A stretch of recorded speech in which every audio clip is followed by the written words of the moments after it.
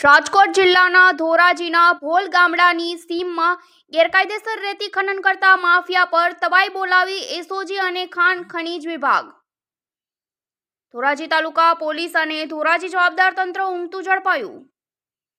અને એસઓજી ખાણ ખનીજ રાજકોટ દ્વારા ભોલ ગામડામાં ભાદર નદી કાંઠે ગેરકાયદેસર રીતે ખનન ઝડપી પાડ્યું, જેમાં 5 ડમ્પરો ખાલી અને 2 ડમ્પરો રેતી ભરેલા 500 મેટ્રિક ટન રેતી કબજે કરેલ.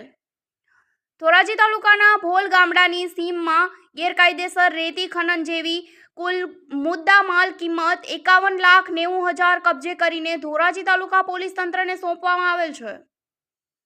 ધોરાજી તાલુકામાં એસઓજી અને ખાણ ખનીજ વિભાગ દ્વારા આવડી મોટી રેતી ખનન ઝડપી પાડ્યા બાદ રેતી ખનન કરનાર તત્વોમાં ફફડાટ વ્યાપી ગયો, ત્યારે ધોરાજીનું જવાબદાર તંત્ર ઊંઘતું ઝડપાયું જોવા મળેલ. પત્રકાર રાજુભાઈ બગડા, ડીજી ન્યૂઝ, ધોરાજી.